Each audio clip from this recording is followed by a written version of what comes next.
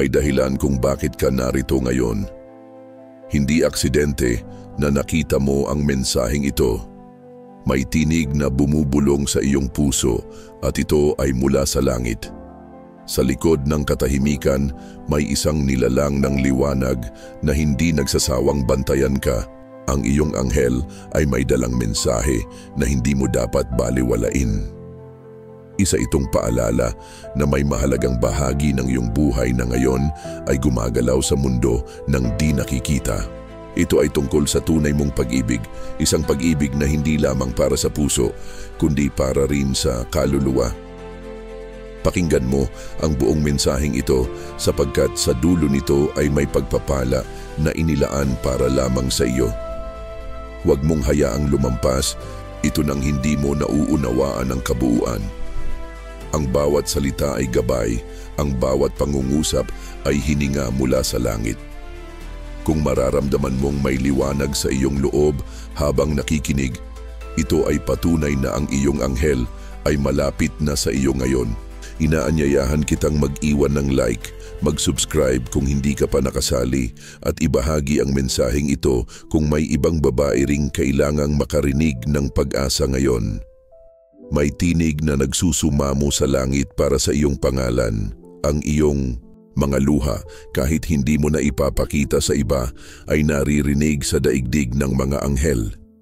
At ngayon, nais ng iyong tagapagbantay na ipabatid sa iyo na ang panalangin mong matagal nang inialay tungkol sa pag-ibig ay narinig. Hindi ito tinanggihan, hindi ito nakalimutan. Pinagpaplanuhan ito sa paraang higit pa sa kaya mong maisip. Ang tunay mong pag-ibig ay hindi isang pagkakamali, ni isang pagkakataong sinayang. Ito ay nakatakda bago ka pa isinilang. Ang iyong puso ay nilikha upang magmahal ng wagas, ngunit sa bawat sugat na iyong tiniis, mas lalong pinapanday ang iyong espiritu. Ang lalaking inilaan para sa iyo ay hindi perpekto sa mata ng mundo, ngunit siya ay perpekto sa plano ng Diyos para sa iyo. Marahil ay dumaan ka na sa mga panahong tila walang kasagutan, tila wala nang darating para sa iyo. Ngunit sinasabi ng iyong anghel ngayon, ang katahimikan ay hindi kawalan. Ito ay paghahanda. Sapagkat habang iniisip mong ikaw ay nakalimutan, ang langit ay gumagawa ng paraan upang ikaw ay ituwid sa landas ng iyong kapalaran. May lalaking inilalapit sa iyo hindi dahil sa kagustuhan mo, kundi dahil siya ang magdadala sa iyo sa mas mataas na layunin. Ang lalaking ito ay maaaring hindi mo inaasahan. Maaring may pagkakakilala na o maaaring paparating pa lamang. Ngunit ang tanda ay malinaw. Kapag siya'y dumating, mararamdaman mong parang may bumuka sa iyong espiritu. Magkakaroon ka ng kapayapaan na hindi mo maipaliwanag. Ito ang tanda na siya ay isinugo, hindi lang para mahalin ka, kundi para samahan kang maglakad sa landas ng iyong misyon. Ang iyong anghel ay matagal nang binabantayan ang mga relasyong dumaan sa buhay mo. At sa bawat pusong nagdulot sa iyo ng sakit, may aral na itinanim. Hindi sayang ang mga luhang iyon, ito'y mga binhi ng karunungan at pagkilala sa tunay. Huwag mong isipin na ikaw ay huli na o kulang pa, sapagkat ang oras ng langit ay hindi nasusukat sa panahon ng tao. May darating na oras na parang pagsikat ng araw, banayad, ngunit malinaw. Ang pag-ibig na ito ay hindi kasusugatan, hindi ito mag-iiwan, hindi ito magdududa, sapagkat ito ay galing sa plano ng Diyos, hindi sa kapritsyo ng damdamin. Ang iyong anghel ang unang makakaalam kung kailan ka handa. At ngayon sinasabi niya, malapit na, huwag kang matakot kung tila may mga taong inaalis sa iyong buhay. Ang bawat paglisan ay paglilinis. Ang bawat pagtatapos ay paghahanda sa isang panibagong simula. Kapag may tinatapos ang Diyos, may bago siyang nililikha. At sa bagong simula na ito, may isang puso na handang magmahal sa iyo ng walang kondisyon, gaya ng pagmamahal na ipinangako ng langit. Huwag kang mawalan ng pag-asa kahit ilang ulit ka nang nasaktan, sapagkat bawat sugat ay tinahi ng kamay ng Diyos upang muling magtiwala ka. Ang iyong anghel ay sinugo upang samahan kang muli sa panibagong kabanata ng iyong buhay. Isang kabanatang mayroong katuwang, hindi kaaway, may kasama, hindi pabigat. Ang lalaking darating ay hindi lang basta karagdagan sa buhay mo. Siya ay magiging katuwang mo sa pag-abot ng iyong mga pangarap. May dalang pangunawa, suporta at pananalig. Hindi niya sasaktan ang iyong damdamin sapagkat siya rin ay ginawang buo ng Diyos bago ka ibinigay sa Kanya. Kapag dumating siya, mararamdaman mong ang bawat panalangin mo ay sinagot. At sa bawat salita niya, parang may tinig na umaalingaw-ngaw sa iyong kaluluwa. Ang ganitong klaseng koneksyon ay hindi madaling matagpuan sapagkat ito ay konektado sa Espiritu. At ang Espiritu ay hindi kailanman nalilinlang. Ang iyong puso ay muling magbubukas.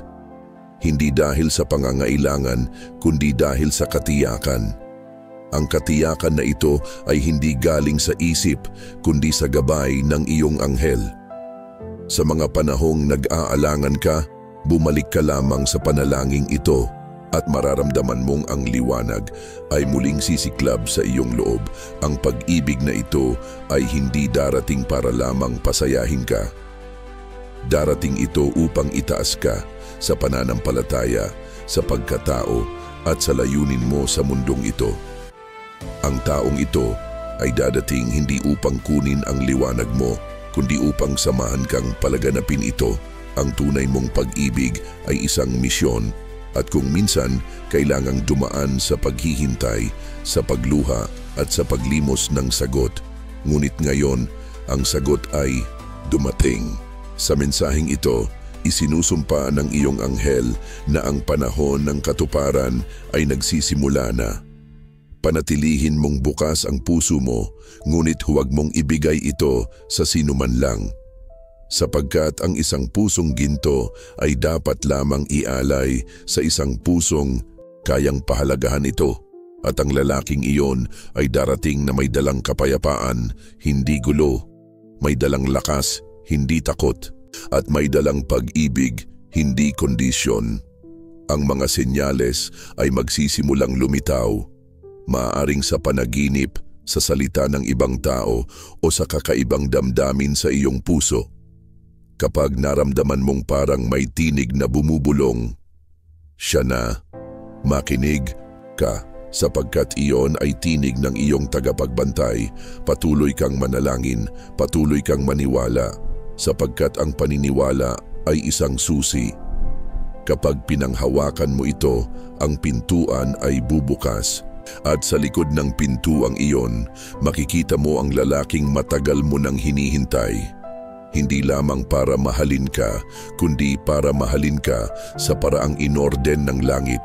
Ang mensaheng ito ay paalala rin na mahalaga ka, na ang iyong halaga ay hindi nababawasan dahil sa mga taong hindi ka piniling mahalin ng tama. Sapagkat ang langit ay hindi kailanman nagkakamali sa mga taong pinili niyang biyayaan. At ikaw ay isa sa kanila. Kung pakiramdam mo ay pagod ka na, pahinga ka sa panalangin. Kung pakiramdam mo ay naguguluhan ka na, pumikit ka at pakinggan ng katahimikan. Doon maririnig mo ang bulong ng iyong anghel. At sa bulong na iyon, maririnig mo ang salitang, malapit na siyang dumating. Bawat araw mula ngayon ay hindi na lamang basta pagdaan ng oras. Ito ay paghahanda. Sa panahong iyon, ayusin mo ang iyong puso. Palakasin mo ang iyong loob at higit sa lahat, patawarin mo ang iyong nakaraan. Sapagkat ang bagong pag-ibig ay hindi makakapasok sa pusong puno ng alaala ng sakit. Hindi mo kailangang hanapin siya, sapagkat sa tamang oras, kayo ay itutugma. At kapag ito ay dumating, malalaman mong hindi ito galing sa mundo, kundi sa langit. Kaya huwag mong baliwalain ang mga senyales. Huwag mong isara ang puso mo sa mga posibilidad ng Diyos.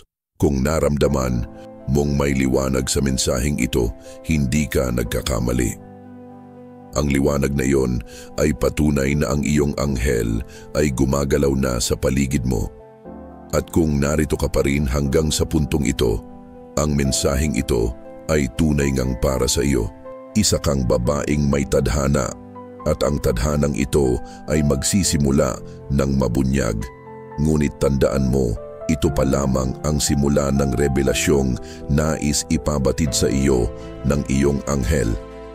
Sapagkat sa susunod na bahagi, may mas malalim pang pahayag na kailangang marinig ng iyong puso. Ang bawat pagsubok na dumaan sa iyong buhay ay hindi aksidente. May layunin ng langit sa bawat kirot, sa bawat pagkabigo at maging sa mga panahong tila wala kang kasabay sa daan. Kapag naramdaman mong nauubos ka na, alalahanin mong sa mismong pagkaputol ng iyong lakas. Doon nagsisimula ang pagkilos ng iyong anghel. Sapagkat hindi mo kailangang buhatin ang lahat. Ipinapaalala niya sa iyo, hindi ka nag-iisa. Ang mga aral na itinuturo ng sakit ay hindi laging malinaw sa simula. Ngunit sa oras ng pagtahimik, mararamdaman mong may binabago ang Diyos sa loob mo, pananaw, ugali, paniniwala. Kapag naramdaman mong lumalalim ka, iyon ang senyales na ikaw ay lumalago. Hindi ka nasisira. Ikaw ay pinipino. May mga panahon na tila paulit-ulit ang iyong mga tanong. Bakit ako pa? Bakit ganito? Ngunit ngayon, hinihingi ng iyong anghel na palitan mo ang tanong ng pananampalataya. Ano ang itinuturo nito sa akin? Ano ang dapat kong matutunan? Sapagkat ang mga tanong ng puso ay sinasagot ng langit, hindi agad sa paliwanag, kundi sa proseso. May mga pintuang isinara hindi upang parusahan ka, kundi upang ilihis ka sa kapahamakan. Ang mga taong lumisan ay hindi palaging kawalan. Minsan, sila ay kalayaan. Ang mga panahong tahimik ay hindi pagkakalimot ng Diyos. Ito ay mga pagkakataong sinasanay ka upang marinig ang mas marahang tinig ng iyong anghel. Sa paglalakad mo patungo sa tunay mong pag-ibig, kailangan mong buuin ang sarili mo sa kabuuan. Hindi ka ginawa upang hanapin ang kalahati mo sa iba. Ginawa ka upang matutong maging buo, upang sa pagdating ng tamang tao, hindi mo siya gamitin bilang pantakip sa mga sugat mo, kundi maging salamin ng iyong kagalingan. Ang babae na marunong maghintay na hindi nagmamadali ay babaeng may tiwala sa plano ng langit, sapagkat ang pagmamadali ay kadalasang humahantong sa maling yakap, habang ang pananampalataya ay humahantong sa yakap na hindi na kailanman bibitaw. Kung nararamdaman mong ito ay totoo para sa iyo, ipagpatuloy mong pakinggan. At kung nais mong mas marami pa ang makarinig, maari mong ibahagi ang mensaheng ito sa ibang babae rin. Ang iyong anghel ay laging nagmamasid at sa bawat araw na pinipili mong lumaban, kahit pagod ka na, itinatala ito sa langit bilang tagumpay, sapagkat hindi mo kailangang sumigaw para mapansin. Ang katahimikan ng matatag na puso ay isang panalangin na dinidinig. Sa bawat araw na pinipili mong maging mabuti, kahit may dahilan kang maging mapait, ikaw ay lumalapit sa iyong tunay na kapalaran, sapagkat ang kabutihang pinipilit sa gitna ng sakit ay tulad ng ginto na pinaraan sa apoy. Mas pinipino, mas pinapakinang, marahil ay nasanay ka na sa pakikibaka, sa pagtitiis, sa pagtatanong, sa pananabik. Ngunit ngayong alam mong may plano ang Diyos para sa puso mong naghihintay, hindi ba't mas madali nang ipagkatiwala ang lahat sa Kanya? Hindi mo kailangang mauna sa plano. Kailangan mo lang maging tapat sa proseso. Ang tunay na pag-ibig ay hindi hinahanap. Ito ay hinahanda. At ang puso mong nasanay sa pananabik ay ang pusong pinipiling ihanda sa pinakadakilang pagsalubong. Kaya kapag naramdaman mong parang walang nangyayari, huwag mawalan ng tiwala. Ang mga punla ay tahimik bago sumibol. Kapag dumating ang lalaking inilaan para sa iyo, hindi mo kailangang ipakita kung sino ka, sapagkat mararamdaman niya ito. Hindi mo kailangang patunayan ang iyong halaga, sapagkat kikilalanin niya ito. Iyon ang tanda na siya ay ipinadala, hindi lumitaw lamang sa sarili niyang kagustuhan. Ang mga babae na may malalim na pananampalataya ay hindi madaling lipulin ng pagdududa, sapagkat ang tiwalang ugat ay hindi basta natutumba. Ikaw ay tinuturuan na maging matatag hindi lamang para sa sarili mo, kundi para sa pag-ibig na iyong palalakihin sa hinaharap. Ang relasyon na binuo sa gabay ng anghel ay hindi madaling mabuwag. Ito ay may pundasyon na espiritual, hindi emosyonal lamang. Kaya ang unang hakbang ay hindi paghahanap ng partner, kundi paglapit sa may lalang ng pag-ibig mismo. Kung narito ka pa rin, marahil ay nararamdaman mong totoo ang bawat salitang ito. At kung ganon, hayaan mong ang mensaheng ito ay maging ilaw mo ngayong gabi. Hindi ito dumating upang palipasin mo lang. Dumating ito upang palakasin ka sa panahong halos hindi mo na alam kung paano pa magtiwala. Ang bawat luha ay isang lihim na panalangin, at sa bawat panalangin may kasagutang inihahanda. Maaaring hindi agad mo makita, ngunit sa tamang panahon, mararamdaman mong lahat ng iyong tiniis ay hindi na sayang. May hinog na pagpapalang parating. Habang binubuo mo ang sarili mo, huwag mong kalimutan ang pagiging mahabagin sa iyong nakaraan. Ang mga pagkakamaling nagawa mo ay bahagi ng paghubog, hindi kapintasan ng pagkatao mo. At sa pagyakap sa iyong kabuuan, doon magsisimula ang tunay na kapayapaan. Ang puso mong sugatan ay ginagawang sisidlan ng liwanag. At sa liwanag na iyon, may ibang taong matutulungan ka rin sa hinaharap. Hindi mo lang hinihintay ang tamang pag-ibig. Ikaw rin ay hinuhubog upang maging tamang pag-ibig para sa isang taong tulad mo ring pinagdaanan ng dilim. Ang tunay na biyaya ay hindi lamang dumarating kapag masaya ka. Dumarating ito sa gitna ng unos upang ipaalala sa iyo na hindi ka pinabayaan. Kaya kung sa oras na ito ay may luha kang pinipigil, hayaan mong ang mensaheng ito ay yumakap sa puso mo. Maari mong suportahan ang misyon ng mga mensaheng tulad nito sa pamamagitan ng pagsuporta sa channel, isang like, isang pag-subscribe o pagbabahagi nito sa isang kaluluwang nangangailangan din ng pag-asa. Maliit man, ito ay isang hakbang upang palaganapin ang liwanag. Ngayon, habang papalapit ang katuparan, lalo kang tatahimik, sapagkat ang kalmado ay palatandaan ng pananalig. At sa pananalig na iyon, makikita mong ang lahat ng luma mong tanong ay may kasagutang dumarating.